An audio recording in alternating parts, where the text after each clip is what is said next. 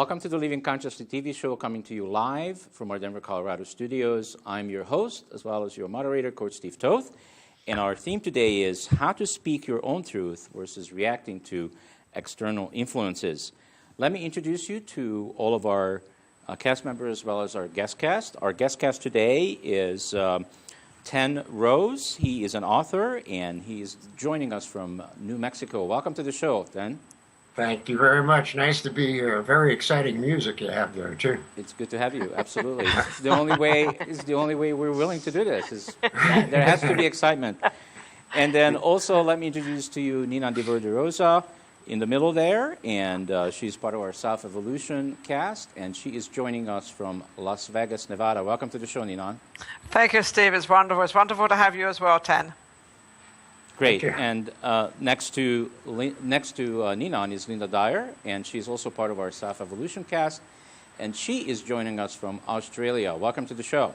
Thank you very, very much. Wonderful to be here. Okay, great. We have a great team. So let's begin the show with this is the opening question for Ten. So Ten has been traveling the world most of his life. And I'm sure that there has been some opportunities where you come up with a situation where you have reacted to some outside influences. Would you be willing to share one of them with us and the viewers? Situations where, well, most of life is spent reacting to outside influences. I think, I don't know about any Take the biggest one. Take the biggest reaction that you have ever had to an outside influence. Somebody asked me if I wanted to shoot heroin, and I said yes when I was a kid. That was a pretty bad mistake right there, to react to somebody else's thing instead of my own inner guidance, which anybody with any inner guidance would have said no. But, about a decade or so later, I finally did say no. But how old were you? How old were you, Ten? A young teenager. Got it. Wow. Young teenager, and it made for a few very unpleasant years there after that. And it seemed like a good idea to start developing some internal fortitude after that. So not only these major situations, but also all the minor ones that lead to them, where you're reacting to whatever society tells you to think, as well as reacting to whatever some individual tries to lay on you. Mm-hmm. If you're working from an internal base and your guidance comes from within, then you have a lot less of a chance of throwing yourself overboard, basically, which is. Do you blame anybody for that? Do you blame who do you blame? Yourself? You can only blame yourself. It has to come down to personal responsibility. Now, it's true that our reality has been socialized, and that we have so much media input, TV definitely, and churches and school, all those external influences, the news and whatever, have told us what reality is. And we only have a limited frame of reference, but you got to break outside that box and react to yourself, react from within, and have that be your gyroscope, your compass. Because but that's not really a reality, though, is it? I mean, most of society out there is reacting to everything else and everybody else around them.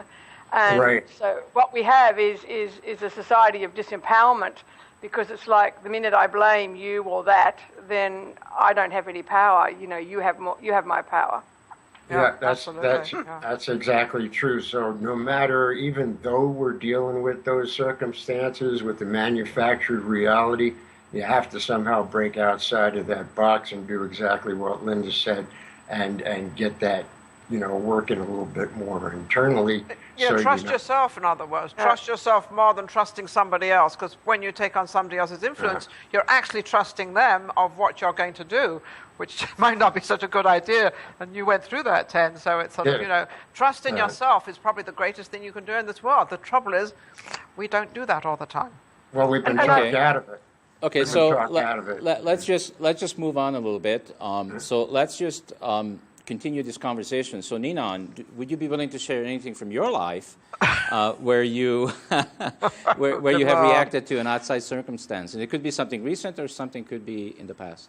It's probably something in the past. It would be, and I think the influence of listening actually to my parents when it was not a time to really listen to them, and I was guided by them, which as a young person you do that, and you're supposed to do that, until I suddenly decided that this was not my thought and what I wanted to do. They wanted me to stay home, and I left home at 16, and they did not like that. So, and I often thought to myself, did I really do the right thing of leaving home at 16? And it's actually the reverse of the question you're asking, Steve, because I did do the right thing. But at the same time, I had this sort of feeling of should I or shouldn't I? And then I went and lived with my grandmother, so it all worked out fine. But it was but a what were very you reacting unsturdy. to? The important thing there, Ninon, is what were you reacting to? Like, I was reacting to my family saying, no, I should not do what I wanted to do, and I wanted to do Okay, it. And got I it. did listen to them, and I listened to them, and I didn't do a lot of things that I really had the intelligence to do, but because I was always put down so much, and always stupid, and always this, and always that, you know what parents can be like. And when I started to not listen to that, I was more fulfilling within myself. But yes, that was a bad time of my life when I was listened to my parents, and it was not the right thing. okay, thank you, Ninon. Thanks for sharing that. So I think, Linda, you know what the question is. I'm happy to repeat it if you need me to. So I think throughout your life, and I think throughout my life, there's been many times where I was influenced to do something, and my gut was saying, you know what, this doesn't sit right with me. But more recently, and about 6 years ago, I met a partner, and this partner asked to borrow some money from me for an investment property that he had, and I, kindly lent it to him. And my gut was going, and I should have just listened to my gut, but I was just, listening to his needs, etc., etc. And it wasn't long after that he got a solicitor to convince a solicitor that because we were going out at the time, that it was a gift. And I was done. Yeah, And you were cooked. But it's very interesting because I've learnt so much from that about bringing up your boundaries and about feeling better about you and just taking a few more seconds to make those decisions and not ignoring that gut message. Well, especially when you're lending money. I think always when you're lending money, it's very dangerous to do that, number one. Number two, lend it as if you were giving it. I think that's kind of the best way to do it because, it's a lovely surprise to get it back, but sort of sometimes just think to yourself, they haven't got it, let's just give it to them and let's leave it alone. And I think that's better peace of mind within yourself. Okay. I think Linda said something very key there, which was take a few more minutes to make those decisions. And I think a lot of this reacting to other people's stuff instead of working out of your interior base comes from the fact that we don't. I mean, if people would just sit and get in touch with themselves, I mean, we're constantly in the middle of like out of body, out of mind stuff, always worrying about the kids and the cars and everything else, and not really at home in our own bodies. And if we just like take a couple of minutes more when those situations occur and do what Linda just said, just take a couple of minutes more to think about it before reacting to it, and make sure that it's us who's thinking about it. I mean, make sure that you're sitting there long enough so that you're back in your own mind and body instead of getting thrown off by these external influences, and make those decisions. Things usually, as Linda said, turn out a lot better when you take those extra few minutes to come home to yourself and be aware and mindful of what's going on, as opposed to just emotionally reacting. Okay, great. So let's talk for a moment about how to speak our own truth and what does that really mean. What does that mean for you, Ten, speaking your truth? Just what I just said, really, just being at home with yourself. I mean, knowing that what comes out of your mouth is coming out of your mind. Uh, and too often people have a thought and then they just repeat something to fall in with the crowd, or for some externally influenced reason where they're not coming out of themselves, you know. Right. They're not bringing that idea out of themselves. So I think just, you know, making sure that you say what's on your mind and not what has been fed to you by, you know, not just repeating an opinion that the news has given you or that the church has given you or that your parents have given to you or whoever, whatever it is. Make sure that that's yours, you know. Well, You know, it was interesting. Yesterday we were running a workshop, 10, and it was very fascinating to watch people. They were putting together a vision board, and some of them had no idea. You know, all the magazines were at the back of the room, and they were chatting to each other. Do you like this? Do you like that? It was really nothing about them. They didn't really know, you know, what they really wanted. You know, what is it that I want to go and get a picture of to put on my board because that's what I want. It's this influence of, you know, do you like this? Do you like that? And we noticed it and made a comment to the group. And it wasn't until at the end of the day that we released a limitation that people put their hand up and said, you know what, I want to go and change my board now. I'm thinking very differently now that I can. I went, yes, great. You know, and I said, great, turn the board over. You know, always go back to that first one and go, wow, that's where I was, but this is where I am now. And when you get your power back, that's giving them you actually built up their confidence of, you know, what I have to say and what I think and what I feel is okay. And you built that up for people. Most people don't have that. They don't have that confidence. They always feel sort of insecure, or they feel afraid that, you know, someone else is not going to like their idea or not going to like what they do. It doesn't matter if they like it or whether they don't like it. It's whether you like it. Or it may not have been somebody else's opinion, but maybe their mum and or their dad or their carer was in their head thinking, oh, I don't know if you can get that, because the limitations were coming up. And that's why I decided to do a clear of limitations, because we could actually see it in the body language. It was very, very interesting. I think another point you made about reacting, to me, there's a big difference between a reaction and a response. So often it's easy to react because it takes no thought. We don't have to think about reacting. We just slam a door or yell at somebody or walk away. And who's the one that's reacting? We are. Who's that we? Do you feel that when you are in the present moment, Linda, and you are conscious and awake, that you can actually react?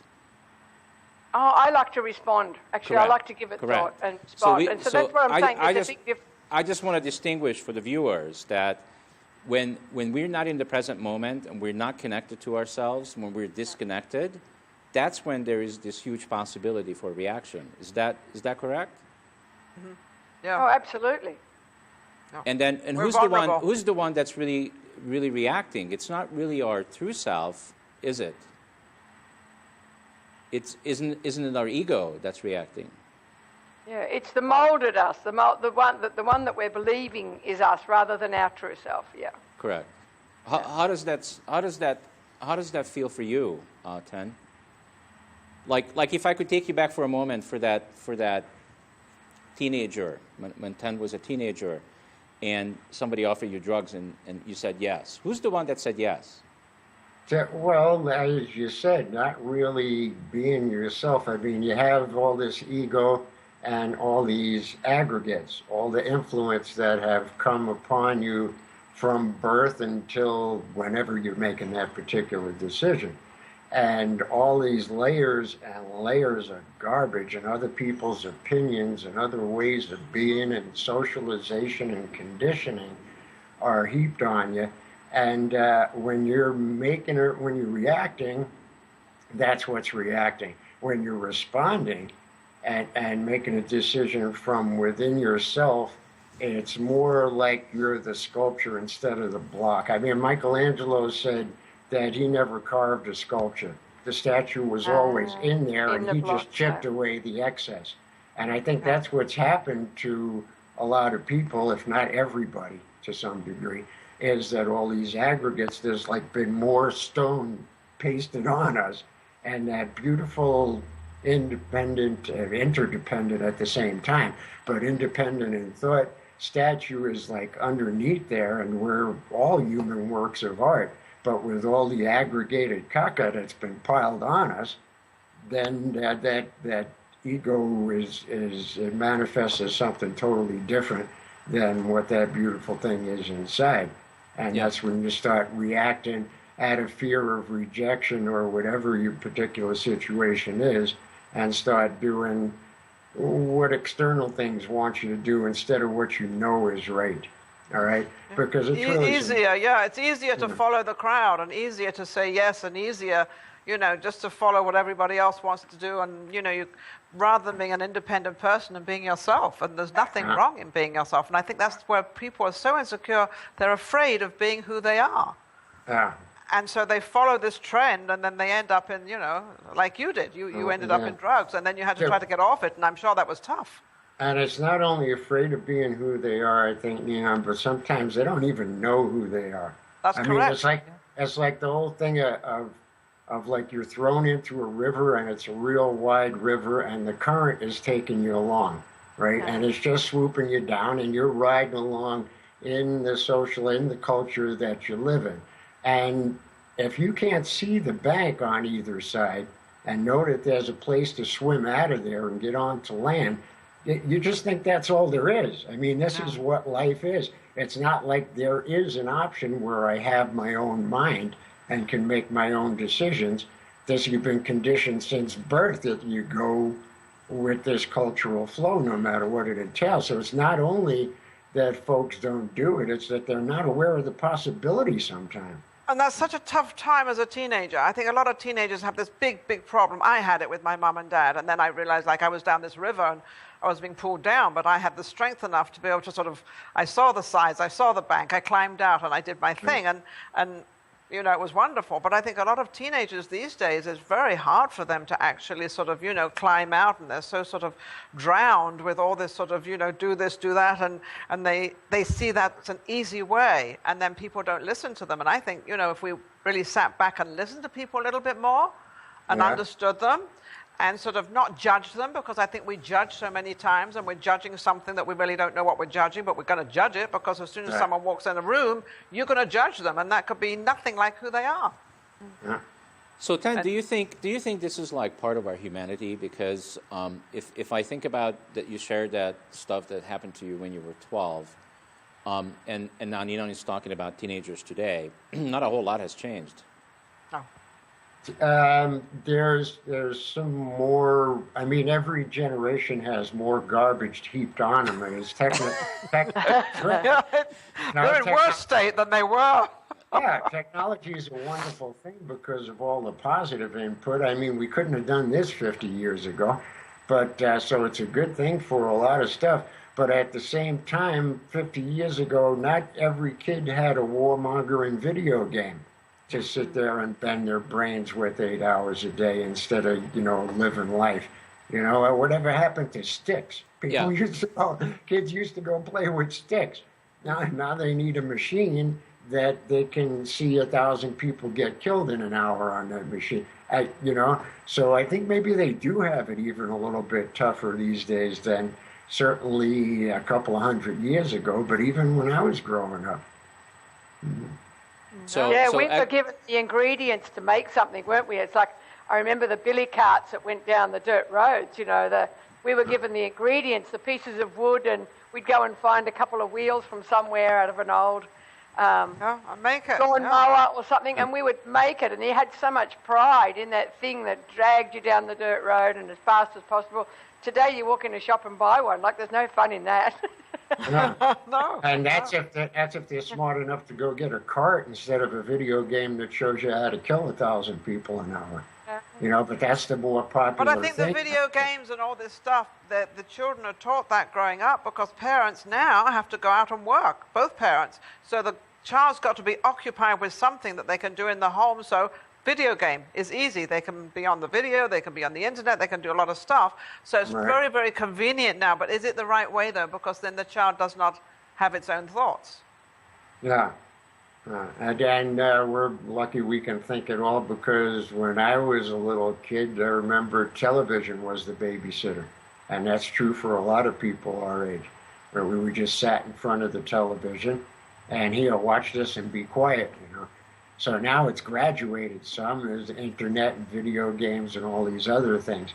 But yeah, it's not as good as making a cart out of your own sticks, you know, like Linda did. But, you know, because that requires some creativity. That requires some internal, you know, function in order to do that. Yeah. It's funny. You're so right about this because in England it's so funny. If you read directions of anything you're going to make, you're an idiot. So we would never, I don't know about in Australia, you would never read the directions, so it was like a last resort because you have to be capable of being able to put this thing, whatever it was, together, and you should never read instructions. Oh, what are you reading instructions for? Don't you know how to do it? So that's how we were when we were younger. It was the challenge. Yeah. And that's interesting. A company has picked that up, Nino, and there's a company out here that produces wood stains. And it's great big containers of it. You know, we had the extension of our house was all in beautiful cedar. And so, of course, you had to stain it. And so I never measure anything or read anything, and I just slap it on. And on the top of the tin, it's really funny. My ex-husband used to say, this was written for you. It actually says, if in doubt, read the instructions on the bottom of the can. Well, that is so English because that's what we do in England. We don't, when in doubt, read. But I bet you it didn't say make sure that the can is not open. Who knows? So- We just opened the can. So I went through that, Steve, with the pearl chemicals. It said put this chemical in and that chemical in, but it didn't say together, and I put them in together, and whoops! And then So- I blew myself up. So Dan, as I'm connected to you right now on the show, I'm feeling that you are very calm, very very cool. It's not really. I couldn't probably very easily razzle you, but I'm curious based on who you are today, and you probably have a lot. Anyway. You probably have a lot of wisdom. I didn't hear that one. What was that? You said you probably couldn't razzle me, and I said, but you're going to try anyway. It's coming, Ten. Oh, you know him. you know me already. Away. All right, so Razzle him. So I'm just curious, and you mentioned that to me in a conversation that you have a girlfriend, all this stuff. So you're in a relationship. I'm sure you have other friends. So I'm just curious, as you operate in the world today with all the wisdom that you've learned, and you've been around the world, traveling the world, basically for most of your life, and come across with a lot of experiences. So you've gained a lot of wisdom. And I'm just curious, with all of that today, does anybody get to do or say something to you that will get a reaction out of you? First of all, traveling around, you got a lot of experience. That doesn't always translate to wisdom. I do as much dumb stuff as anybody else. And as far as anybody else rattling me, I'm human like everybody else. I mean, somebody will say something but the thing is, you don't attach to that, okay? Once that emotion comes up, you watch it go by like it's a cloud passing by is all. And where people, to not have emotions, you have to be dead. But but once you have them, it's a question of what do you do with them? Are you going to attach to that and keep repeating the offense in your mind like somebody says something nasty to you? Well, if you just look at it and say, that poor person, they got something wrong, they're all aggravated, and I feel sorry for them, and I wish they'd calm down, I wish I could help them, but I'm not going to take this personally. Look, if you're trying to potty train a kid, and the kid does it right for a couple of days, and then he poops his pants, it gets all in his diaper, starts screaming and yelling, flings it against the wall, some of it gets on you, are you going to get mad at the kid?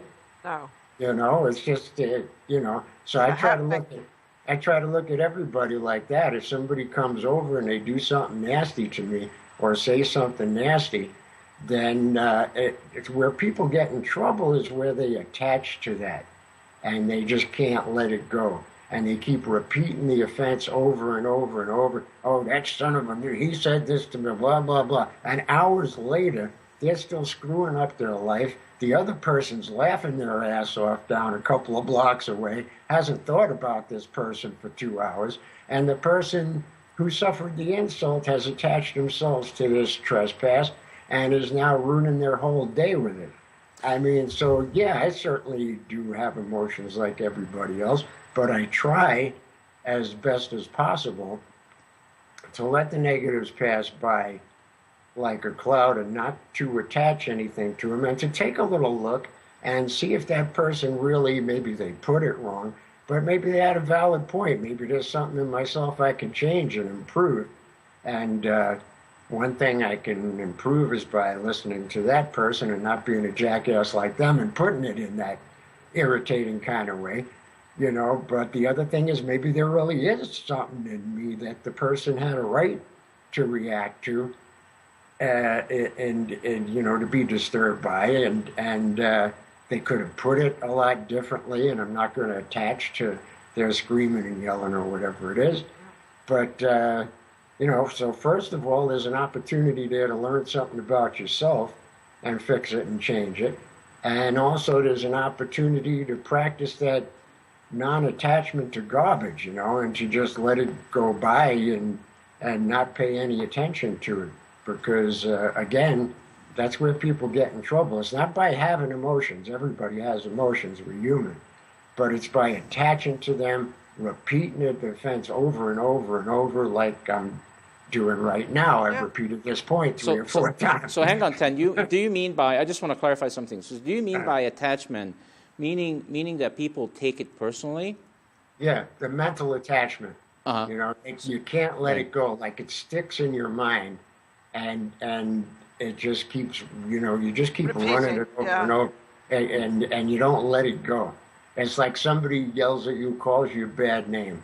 And so you get, you know, right, your natural instinct, your natural emotion is to have something rise up for a second, but for a second. And then if you don't let it go and you walk around all day going, oh, that guy, he called me this and that, and well, I'm going to get him, oh, if I could only blah, blah, blah. And who are you hurting? Not that guy. You're hurting yourself. Yeah. You're ruining your own day. You're jacking up your blood pressure. I got a chapter I wrote in Fearless Puppy book called The Bait and Switch. And this is the bait and switch. And it happens so often in the modern world that it's like an institution. Somebody comes in, they're nasty, you get insulted by it. Instead of letting it go, then you let it get on your nerves, you're aggravated. Now all of a sudden, you've been baited and switched. You turned into that person who is doing the assaulting. Well, actually, and that's funny because I've got a great saying: don't take on somebody else's anger. Just because somebody is angry about something, and I've said this many times, my husband would suddenly get very upset and very mad, and I'd walk into the office, start screaming and yelling at me, and I'd look at him like, what happened? And I would walk out, and I did this 2 or 3 times, and after a while he said, why do you keep walking out? And I said, well, I don't understand why you're angry. I'm not going to take on your anger because I have no idea what it is. So I would try to understand it, and I said, you know, if you tell me what's wrong, I will apologize or I will explain. I said, but I'm not going to take on your stuff. And that's what I think people, you know, they're very happy and they're everything, and then all of a sudden somebody says something like you were saying, Ten, and they get all aggravated and they take on that anger, which they never had in the first place. And that's it exactly. I mean, I had a friend that used to say, you know, when people would insult him, say, thank you for your gift of bull crap, but I can't accept it. I love that. You'll remember that one. But that takes a time, doesn't it? That takes a little while to go through that change from, you know, accepting everything to then being able to realize that it's not about you. I think that's just about experience. I remember a lady yelling at me. I was teaching a course and she'd come late so many times, and in the end I said something. I just said, look, this is actually inexcusable behavior at this level. And she just yelled and yelled. And I remember sitting on the chair going, and I'm having this conversation with myself. I wasn't attached to her yelling anymore, and I thought, I've got it. This is not about me. This is good for you. her stuff, and she needs an outlet. And so I remember going through this conversation, I'll just sit here for a little while, and then all I said to her, well, what was the purpose of you lashing out then? What's going on for you? And I then said, who were you being? And she just said, my mother. I said, okay. We can clear that. You got a breakthrough. Yeah, there is.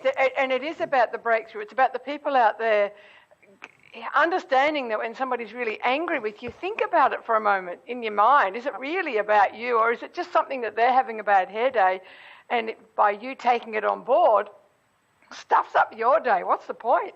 And it's obviously not. Yeah, obviously not about you, because the anger's coming out of them. Them, that's right. It's all to do with them. You're absolutely right. How do you have arguments or problems with your girlfriend, Ten? Do you have any? Are you pretty tranquil with each other, or you're able to sit down and have a discussion if there is something bothering you or her? Yeah, pretty much. That's the best way. Yeah. Yeah, I mean, there's not much that bothers us anymore about each other. I mean, this is a woman that I've known for 40-some years.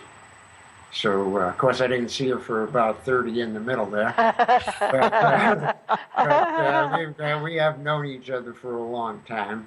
And it's not only with her. I mean, I try to be that way with everybody.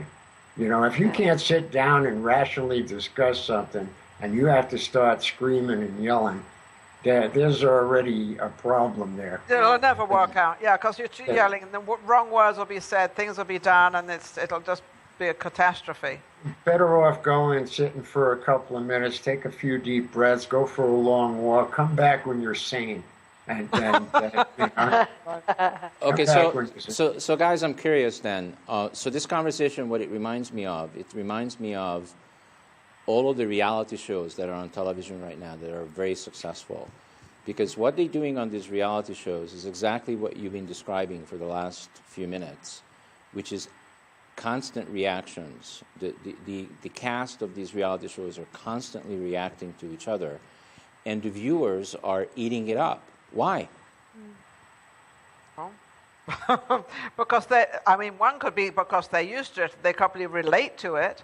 They probably say, oh, that happened in my family, or that happened with my sister, or that happened with my husband. So they relate to it and they think it's real life. Little do they know, a lot of the reality shows are not real life. It is a lot of acting, a lot of stuff put on.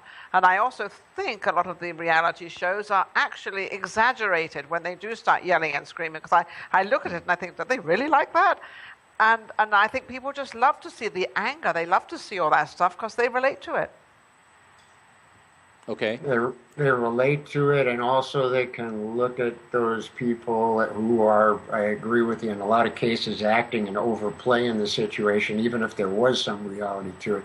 But they can look at it and say, oh, as bad as I am, at least I'm not that screwed up. But don't we also overplay it in our own lives, in our own realities? I mean, I can certainly say to you that I can recall events and I can recall situations where I overplayed it because I was mad, I was angry, or something got to me. Well, sure. I've done that. We do that. That's the point of conscious evolution, though, if I may steal your term. You know, sure. It's not my term. I can remember many years ago that a boyfriend, somebody I was dating, and actually I was sort of partly living there as well as living with their mother, and something had happened and I was absolutely livid, and I picked up this bottle of champagne and I literally threw it at him. Fortunately, I threw it a little higher, but when I think about it now, I'm thinking, did I really do that? Was I really upset and that mad? Yes, I was. But it didn't really prove anything or do anything, except we now had champagne and glass all over the place. So, but I had to go and clean up. So who got hurt out of the whole thing? I did, for my reaction. I got hurt. And everybody's done stuff like that, and that's where the conscious evolution comes in, I think, is that after a while you start realizing that this really is not the way to live, you know. And you have to operate to a point. I mean, look, I spent years as a heroin addict. I slashed my wrist more times than people have gone to the store, you know, when I was younger.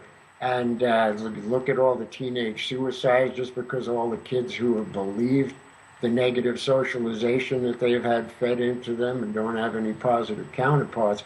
But the point is that after a while, and obviously you've both done it, and Steve to some extent too, but you get to thinking that this is not the way to go. Not And you the have to answer. make a conscious decision to stay within your own framework and work out of that base that's best for you and everybody else around you, and things start improving after that point. But until they do, yeah, those reactions, I mean, everybody's throwing something at someone. You're not the only one who's broken a bottle of champagne, so don't feel so bad about it. Oh, no. Yeah. That's so bad. Unfortunately, that little incident and those incidents, I managed to sort of get out of that because I happen to be a very calm person and a positive person. But don't you think we pick up an awful lot of that stuff from being brought up and what we've seen with our parents or whomever? Don't you think we pick it up from that, a lot of it? Absolutely. So we realize who we are? Yeah, it's the socialization of reality, but somehow, some way, we still have to step outside of that box, because I don't care who sets up the hurdles for you on the road. The only person who could jump those hurdles are the person whose hurdles they are. And to get over this stuff, you have to somehow get outside the box. I found the best way to do it is to just sit there and be with yourself and breathe. You watch your breathing in and out. You're not influenced by any. Everybody has their own methods of doing this. But however you're going to bring your individual conscious evolution about, that's the whole point of it. Yeah, because everybody does that stuff until they stop doing it. Okay, so let's talk about and let's share with our viewers some of our own personal examples of how can we assist our viewers so that they can actually learn something from our show. So I'm going to start this time. So I'm going to just explain a situation that just happened to me in the last couple of days.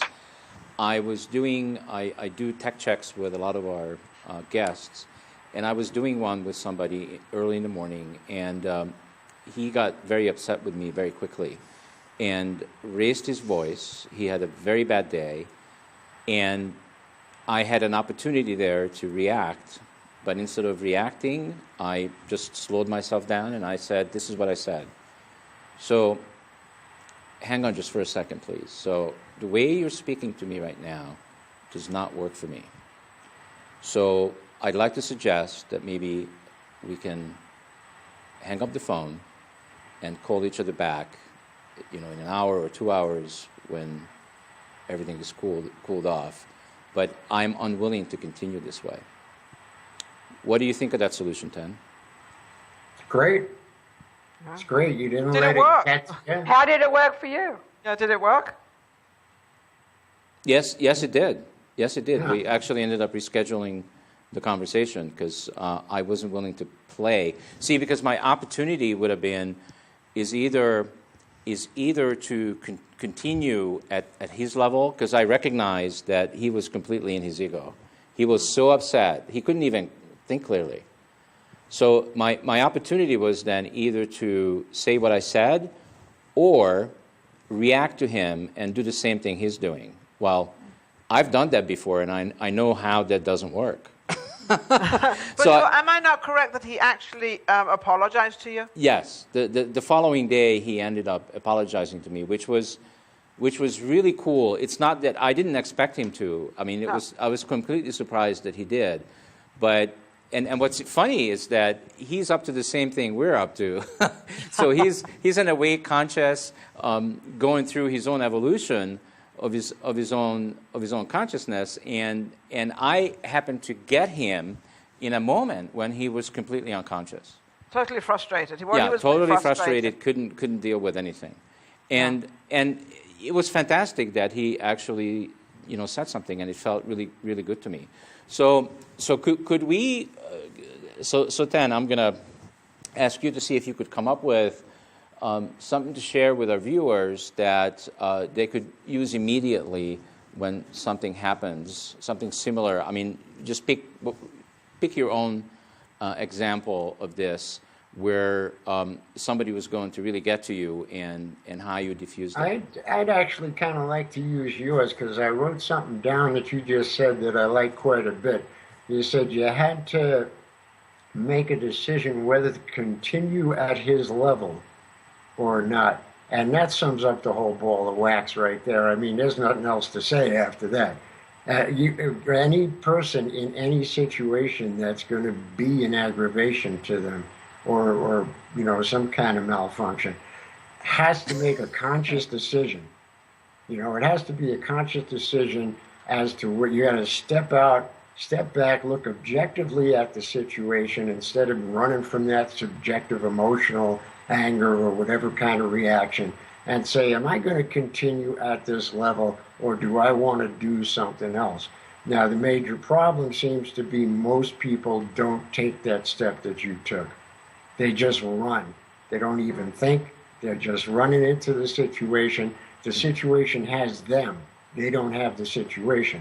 Right. So they don't stop long enough to wonder if they want to continue at that person's level, or if they have a better level in mind, and I'm going to continue at my level. Hopefully that person will come along, and we'll be able to get along after that. But I'm certainly not stepping in that pile of doo-doo with that person just because he's got his foot in it. Yeah, well, Dan, so here's, in my experience, when I'm connected to somebody and they disconnected with me, there is no conversation. It's almost like if I take you out to play tennis with me and I have a racket in my hand and you don't, but I'm serving to you. Yeah. It's not possible. No. It's funny, I had an incident too with a young lady, and we actually at someone's house, and I had brought over some chocolates because I was bringing something over. And I'd actually never brought over chocolates before, but I decided to do this. Now, the daughter was mad at me because I brought over candy because she didn't want her daughter to have it, the young one. So I said, well, I didn't bring it over for her. I brought it over as a gift for my girlfriend. Anyway, and we kind of dropped it. And then I got an email from her. And she wrote, did I upset you? And was I out of line? And I wrote back and said, well, yes, you were out of line, and you did upset me because I didn't bring this gift over for you or your daughter. I brought it over for your mother, which is my girlfriend. And yes, you did. And she apologized. But there was no argument on it. There was a complete 100% understanding. But she was able to come up to the table and actually talk about it and then apologize. But she wanted to find out first if she'd upset me because I didn't have a reaction. I just looked at her like, well, this is not for you. This is for my girlfriend. So, and she didn't like that. So it was something, because we were with people as well, but at least she did it the next day. She came to the table because she knew in her mind that something was wrong. But she came up and she actually sorted it out. So the same thing as what happened to you, Steve. And I think, it's really interesting. I was listening to you all, and I'm thinking that sometimes the reactions that we have depend on the value of what's going on for us. So if somebody, does something very mild to my car, I think, oh, okay, whatever, I'll get it fixed. But yesterday, literally this happened, and I had to take my dad back to a hospital, and the lady reacted, and she said, well, even if he's got a broken rib, we're not keeping him in here. I mean, he's 90. And I'm going, and I'm just about to react because my dad's a high value to me. I have high values around family. And I'm about to say something, and my dad's going, what's going on? And I said, honey, you didn't fall hard enough.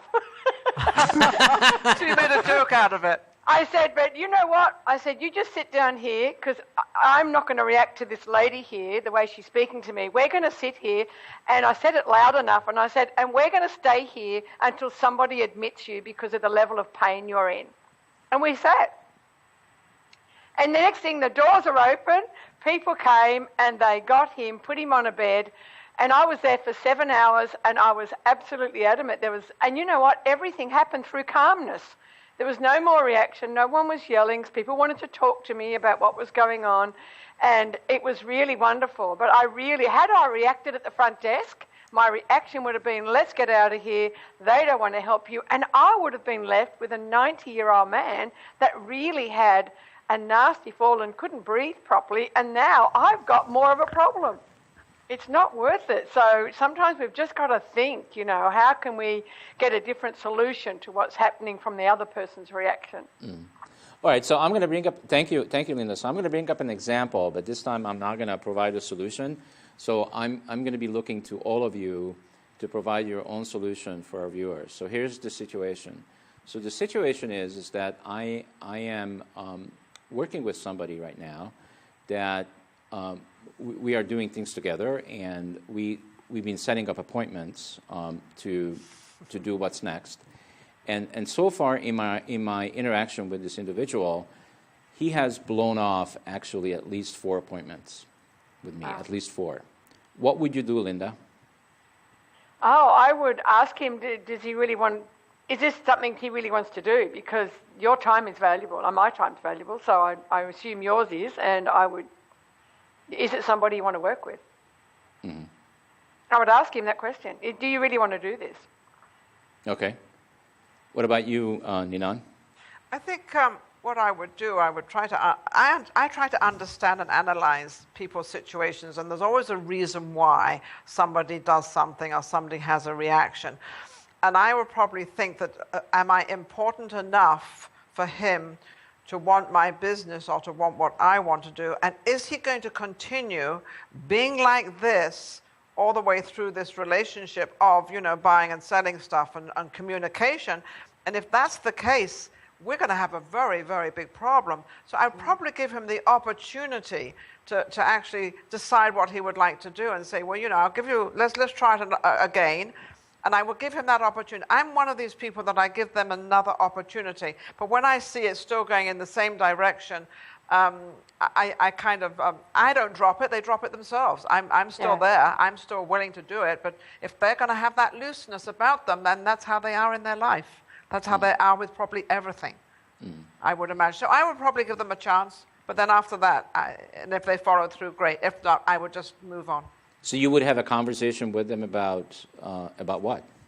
I would have a conversation with them. Do they really want to do this business like this, or are we going to wait? In fact, I just did this with a website. I was getting a website done, and I actually made the decision of not working with these people, and I made the decision because if they got back to me within 3 weeks, how long is this going to take? Because if each incident's going to take 3 weeks, I'm never going to get this done. So I just dropped it because my time was more important than to keep going back and forth. So that was I think I would make my own decision after talking to them and after their reactions, because if I can work with them, great. If I can't, it's never going to work because there's going to be aggravation there, and I don't want aggravation. Okay, Gary, thank you. Okay, how about you, Ten? I can't but reiterate what Nina and Linda have said, except that I wouldn't have given them 4 chances. No, 3-time convincer. No, anybody can make one mistake, and you talk to them about it, and you say, you got to realize that my time's as important as yours. We got important things to do here, and blah, blah, blah. The second time, that's it. I said, what's the problem? And if it's a recurring theme, I would have told them, if it happens a third time, that'll be the last time. We can't work together under these circumstances. We're a team, all right? And things external to us are going to be difficult enough, but if we're not united in order to do those things that we have to do out in the world together, and that, united means you're showing as much respect for my time as I do for yours, then it's not going to work. And then you're just wasting your time at that point, and it makes a lot more sense to get rid of that person, in my mind anyways, is what I'd do. It makes a lot more sense to get rid of that person and find somebody that you can have an actual working relationship with that's functional. Steve, what did you do? Well, that's good. I actually saw this as an opportunity for coaching. and I sold him on the opportunity that he should hire me as a coach, and I suggested to him that I'm pretty certain, but I'm willing to be wrong about it. I'm pretty certain that this is something that's been hunting him all his life, and he agreed. And I said, is it time is it time that you are willing to do something about it? And he said, What was yes. his reaction? Oh, he said yes. Yeah, he said yes. He said, Right. I've had enough of it. I've had, he basically said a lot of people don't even say anything to him. He just has people disappearing from his life. and So most people... if I remember rightly, this guy's done very, very well in life too. Yes. And he actually said that most people won't have the guts to say anything because he's a CEO, he's a president, and even his employees don't say anything. They just pretty much walk away. But even his family and his children, they now have this game that there's regular time and there is quote unquote Joe's time. and I said, you had the patience enough, Steve. You had the patience enough to actually delve into his mind, because that's actually where you are anyway, to find out exactly where his problem was coming from, and you actually felt you could help him, and you would like to help him. Well, I actually connected my mind with my heart, and I really felt for him, because I mean. There is this situation and this solution, and this is again just for our viewers, that you could use a screen, and I certainly have done it in the past. You could use a screen and say, well, if somebody doesn't keep an appointment with me the first time, the second time, and the third time, they're out. It's just not a good fit. Yeah, I could do that, but at the same time, I am in the business of conscious evolution. Yes. And when I connected my heart to the situation and I go, I can just look at this on a business level. And if I just look at it on a business level, that we are doing business together and this is the outcome, I would say this is not an outcome that I'm looking for and it's not a good fit for me. But then I looked at it again from another perspective, which is I see, just like Ninon, see the glass half full. Mm-hmm. And I said, what's missing in the glass that I could put in that would make the glass even fuller? And the solution was there immediately. I said I could offer him my coaching services. And he was absolutely thrilled with that. I guess yes, no one, he was totally thrilled. He said, "Oh my God!" He said, "Where have you been? Where have you been? I've been helping people all my life." He said, and nobody has ever suggested that they want to help me with something. So that was, in a way, some kind of a breakthrough on his end and on my end at the same time. So a negative situation, and this is what I really would like to have people to get, is that we can be in all kinds of negative situations and reactive situations, but if we look for the positive, and again, Ninon does this all the time. She's an expert. There could be something awesome that could come out of that. There always is. There always is something awesome. Always. Yep. There's always something there that they haven't cottoned onto or they don't realize they have. And you, as an outsider, because that's what you are, you can actually see the picture, the whole picture, which they don't ever see because they're too busy, whatever they're up to not doing or doing. And when you see it, and if you've got guts enough to put it in a nice way, which I assume that's what you did, Steve, and he was able to acknowledge it and to understand it because it was like a one-on-one, so there wasn't a great bunch of people listening or going on. It was a one-on-one conversation, which probably became very private, which is what you really need to do and keep it that private way. Right, it was. Actually, I didn't make it that nice. Oh, Steve. Well, next time make it nicer. I was just very direct. That I wanted to make sure that he gets the message. And again, it requires two people. This is all about relationships, right? It requires two people, and it requires both people to be willing and to be open to create a different result. It only takes one person to drop out, and there's nothing you can do. No. Well, it's funny, at the end of the story with my husband when he got mad and I think it was the fourth time, came back into the room to find out what was wrong. And we actually were able to sit down and talk about, and I think it's my English voice sometimes, the tone is a little bit harsh sometimes when I say something. and it hit him at a wrong time. We were married for 29 years, so I don't know why this hit him at the wrong time, but it did. And we were able to, and I was able to apologize to him. And we had a wonderful, obviously after that, makeups are always fun, but we had this rapport, which was really great. And it was a wonderful feeling that we both felt relaxed, we both felt comfortable, and it was just a misunderstanding. And that's what most things are, said and done, are a misunderstanding of words. So sometimes we have to be careful how we choose our words with somebody else. Yeah, great. So we're coming pretty rapidly to the end of the show, but before we close out the show, I really wanted to get back to 10, because the way we opened the show and the way he responded to my first opening question has really touched, moved, and inspired me. And the reason why is because there are so many young people right now out there that are on drugs that I would like to hear from 10. What's the message that you would like to put out there to the young people right now in terms of these addictions? What would you like to say that would have the potential to touch, move, and inspire them? Maybe you could share something. Smoke pot and do acid instead of heroin. Well, that's not what I was thinking.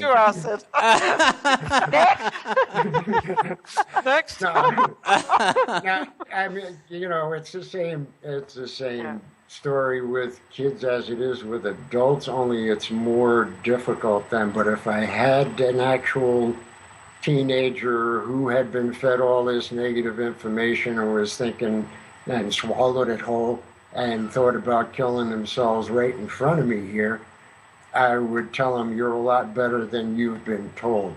Now go search out some different sources of information than the ones you've been fed, and try to consider the possibility that a lot of the stuff you're hearing is nonsense. Okay. I mean, kids get brought up, and as the comedian Doug Stanhope says, that I'm sorry, I got to cut you off. We are at the end of the show, and it's over already. This is a live show, and everybody's screaming at me. So okay. I really want to make sure pleasure. that our viewers, if there's anything that we said, anything we did on the show, and it touched and moved and inspired you, please go to our website, livingconsciously.tv, and begin to leave comments and interact with us.